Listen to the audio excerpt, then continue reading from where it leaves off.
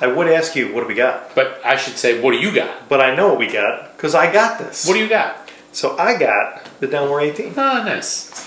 One of my coworkers was kind enough to gift me this because he felt I may have actually helped him do something at work. So Drizzly, which I've never used, they actually sent this to the house. Nice. So they went and sent this down, and it's a Dalmore 18. We've had some different Dalmores. We had the cigar malt, and we had the 12. King Alexander. Well, I had the King Alexander. Had the King And Alexander. I remember that was very good. And we've had the 12. And I've only had one Dalmore independent bottling. Yeah.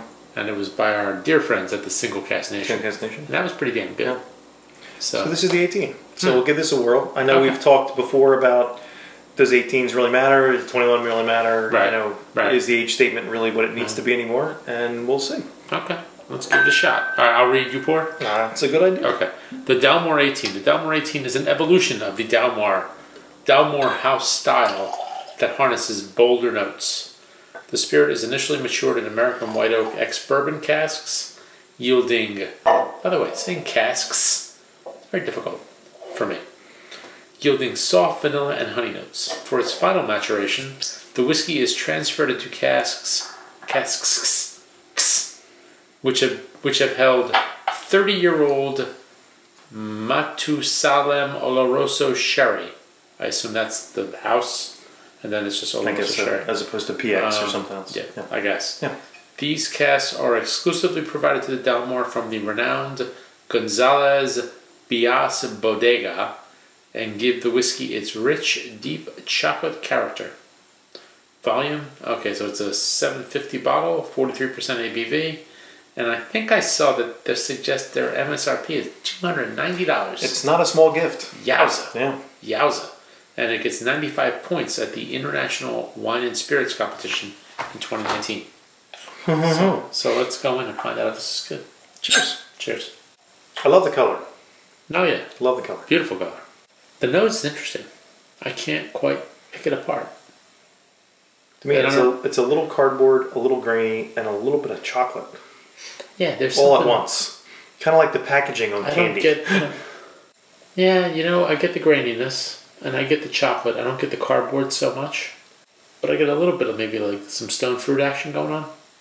Yeah, I guess from the sherry finish. Yeah, you can pick up a little bit of that. A little vapory though. For 43%, I'm surprised, and also for 18 years, you'd think it would be a little bit more mellow. But let's see how it is. Now, to me, that's a little too grainy for me. It doesn't taste balanced, like some other whiskeys we've had. Yeah. No, let me see. Hold on, let me go back. I gotta think about this for a while. It's a little sweet. You get a little of the sherry. It has a nice finish, but the in between, the mouth feels okay, but the in between, it's a little too grainy for my tastes. Again, not a huge fan of Dalmore to begin with. Right. We've had some that we really enjoyed a lot. This maybe isn't one that I would enjoy that much. Mouth feels a little light. It's a little watery. Yeah, it's okay. You get the fruits and all that from the sherry, but it's not, and you get a little bit of vanilla, but you don't get a lot. The finish is pretty kind of short. It's very, very short. And to me, there's just one note. It's a little too woody, or something. That I find it a little off-putting for my tastes. I would say might like it. I don't think it's off-putting. I just think it's kind of it's kind of, I don't know. For $290, that's a lot of other whiskey. That's a lot of other whiskey. That's a lot of other stuff. It's not punchy enough. Yeah, and I'm a little curious as to how it got 95 points. I don't know. Payola? And again, no. I just don't know.